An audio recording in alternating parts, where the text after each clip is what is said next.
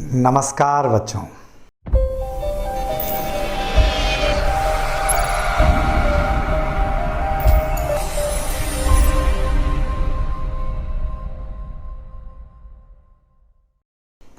बच्चों, पिछले वीडियोज़ में हम आवेश के गुण, कूलाम का नियम और अध्यारोपण का सिद्धांत पढ़ चुके हैं।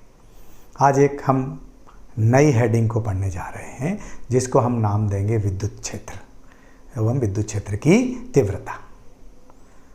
विद्युत क्षेत्र को समझाना थोड़ा सा मुश्किल है क्योंकि सामान्य तौर पर आप इसका अनुभव ऐसे नहीं करते, डायरेक्ट नहीं करते।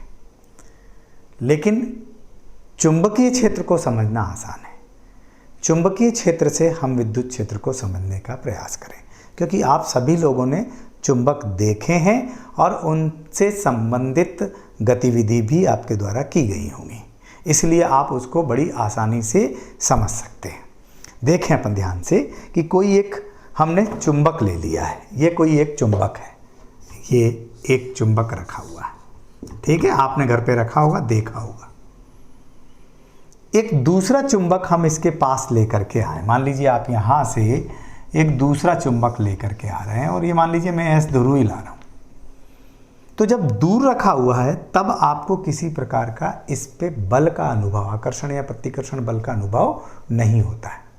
जैसे जैसे आप इसको पास में लाओगे, मान लीजिए यहाँ लाए, तो फिर इस पर प्रतिकर्षण बल लगने लगता है, ये थोड़ा सा सरकने लगेगा, है ना। तो इसके आसपास एक फील्ड कह सकते, एक क्षेत्र उत्पन्न होता है। जहाँ तुम अन्य चुंबक को लाओगे तो ये आकर्षण या प्रतिकर्षण बल का अनुभव करता है। अर्थात किसी चुंबक के चारों ओर का वह क्षेत्र जहां अन्य चुंबक को लाने पर वो आकर्षण या प्रतिकर्षण महसूस करे, हम उसको कहते हैं चुंबकीय क्षेत्र, ठीक है। ठीक इसी प्रकार से हम लोग 11th में पढ़ के आए हैं कि किसी पिंड के आसपास का वह क्षेत्र जहां अन्य द्रव्यमान पिंड को लाने पर वो आकर्षण या प्रतिकर्षण महसूस करे, तो ये फील्ड कहलाता है गुरुत्वाकर्षण क्षेत्र, है ना। इस क्षेत्र को हम कहते हैं गुरुत्वाकर्षण क्षेत्र। 11th में पढ़ा था अपन ने। ठीक उसी प्रकार से यदि कहीं पर आवेश रखा हुआ है, आवेश ये रख दिया मैंने, ये जरूरी नहीं प्लस माइनस कोई सा भी रख सकते हैं, तो इसके आसपास भी एक क्षेत्र उत्पन्न होगा जहां अन्य आवेश को लाने पर वो आकर्षण या प्रतिकर्षण महसूस करेगा। लेकिन ये सब चीज इसी क्षेत्र में ही होगी, इसके बाहर नहीं होगी। तो ये क्षेत्र आपका कहलाएगा विद्युत क्षेत्र। मतलब किसी आवेश के चारों ओर का वह क्षेत्र जहां अन्य आवेश को लाने पर, परीक्षण आवेश को लाने पर या एकांक धनावेश को लाने पर ये उस पर बल आरोपित करने लगता है, वो क्षेत्र कहलाता है आपका विद्युत क्षेत्र, ठीक है ना। तो विद्युत क्षेत्र का मतलब क्या हुआ कि किसी आवेश के आसपास का वह क्षेत्र जहां अन्य आवेश को लाने पर वो आकर्षण या प्रतिकर्षण बल का अनुभव करने लगे, वो कहलाता है विद्युत क्षेत्र। वैसे देखिएगा ध्यान से, हर एक वस्तु, हर एक कह सकते हैं व्यक्ति का अपना एक फील्ड होता है, वही उसका क्षेत्र कहलाता है। जैसे घर का मुखिया घर की किसी भी बात को अफेक्टेड कर सकता है तो वो उसका क्षेत्र घर तक ही रहेगा। स्कूल प्रिंसिपल स्कूल में किसी बात को अफेक्टेड कर सकता है, वो उसका फील्ड हो जाएगा। सीएम, पीएम, इनके सबके अपने अपने फील्ड बटे हुए। ठीक उसी प्रकार से यहाँ पर आवेश के साथ भी यही होगा।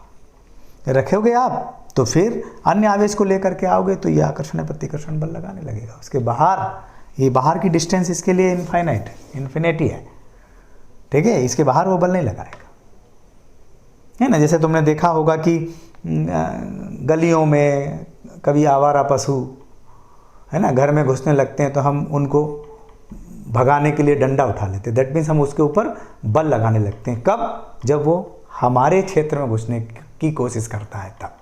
तो सड़क पे घूम रहा है, हमें कोई लेना देना नहीं, है ना। और जैसे ही गाय घुसने लगती है हम डंडा उठा लेते, दैट मीन्स हम उसके ऊपर फोर्स अप्लाइड करने लगते हैं। ठीक उसी प्रकार से अगर किसी आवेश को इस फील्ड में लेकर के आओगे तो ये आवेश उसके ऊपर बल आरोपित करने लगता है। ठीक है, अब मैं इसी के फील्ड में, कि इसको मैं थोड़ा इधर लिख देता हूँ, इसके फील्ड में एक यहाँ पर एक परीक्षण आवेश, इसको परीक्षण आवेश भी कहते हैं, एकांक धनावेश भी कहते हैं। और एकांक धनावेश को, परीक्षण आवेश को Q0 से डिनोटेट करते हैं। Q0 टेंड्स टू 0, मतलब बहुत ही कम मान होता है इसका, बहुत कम। हालांकि ये एक कल्पना मात्र है, सत्य नहीं है, क्योंकि ऐसा कहा गया है कि इस परीक्षण आवेश को इसके ऊपर रखने पर इसके परिमाण या विद्युत क्षेत्र के परिमाण पर कोई प्रभाव नहीं पड़ना चाहिए। अगर मैं इसको एकांक धनावेश कह रहा हूँ और अगर ये 5 कूलाम का है और एक इसके ऊपर रख दूंगा तो ये 6 कूलाम हो जाएगा, अर्थात परिमाण बदल जाएगा। तो ये तो संभव नहीं, क्योंकि चार्ज जो आवेश होता है योग नियम का पालन करता है। 1 और 5 6 हो जाएगा, जबकि 6 नहीं रहना चाहिए बल्कि 5 ही रहना चाहिए, मतलब इतना कम, इतना नेग्लिजिबल होना चाहिए। तो ये संभव नहीं है, इसलिए हम कहते हैं कि ये कल्पना मात्र है। तो जैसे ही मैं इसको लेकर के आऊँगा तो ये वाला आवेश इसके ऊपर अपना बल आरोपित करेगा, क्योंकि ये एकांक धनावेश है और मैंने अभी धन भी रखा है, तो धन के कारण क्या होगा, इसके ऊपर प्रतिकर्षण बल लगेगा बाहर की तरफ, ऐसा ये बल लगेगा बाहर की तरफ, ये बल लग रहा है इसके ऊपर, Q0 आवेश के ऊपर, जो मैंने इस P पॉइंट पर रखा हुआ है। और अगर ये माइनस होगा तो फिर इस पे अंदर की तरफ काम करेगा, क्योंकि इसको हम धनात्मक मान के ही चलेंगे। ठीक है, तो विद्युत क्षेत्र में रखे एकांक धनावेश पर लगने वाला विद्युत बल विद्युत क्षेत्र की तीव्रता कहलाता है। ठीक है, यानी विद्युत क्षेत्र में, इसके विद्युत क्षेत्र में किसी बिंदु पर रखे एकांक धनावेश पर लगने वाला या परीक्षण आवेश पर लगने वाला बल विद्युत क्षेत्र की तीव्रता कहलाता है। और विद्युत क्षेत्र की तीव्रता को हम E से प्रदर्शित करते हैं। E इज इक्वल टू होता है, किस पे बल लग रहा है, इसके ऊपर, मतलब इसके ऊपर बल लग रहा है तो बल को लिख दो F और इसको लिख दो Q0। If Q0 is equal to 1 then E is equal to F।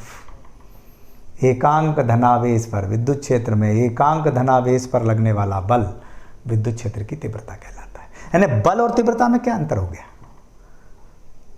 बल में कोई से भी 2 आवेश हो सकते हैं, तीव्रता में दूसरा आवेश एक माना, एकांक माना है, ये केवल अंतर है बस।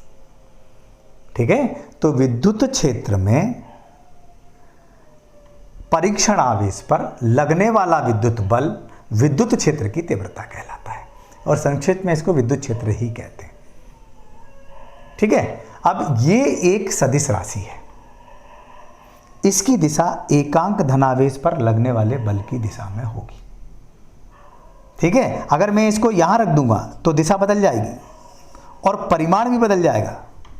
विद्युत क्षेत्र में अलग अलग बिंदुओं पर अगर आवेश को रखूंगा तो अलग अलग विद्युत क्षेत्र की दिशा और परिमाण आएगा, दिशा भी बदल जाती है, क्योंकि सदिश राशि और इसकी दिशा जो सामान्य तौर पे प्लस आवेश से बाहर की ओर होती है। ये यूं कहें कि इस परीक्षण आवेश पर लगने वाले बल की दिशा में होती है।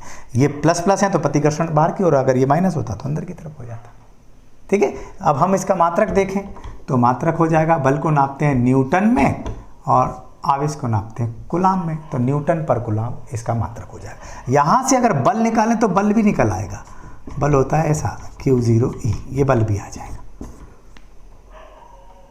ठीक है, और अगर विमीय सूत्र चाहते हैं आप, विमीय सूत्र इसका निकालना चाहते हैं, विमीय सूत्र, तो आप इस प्रकार से विमीय सूत्र निकाल सकते हैं।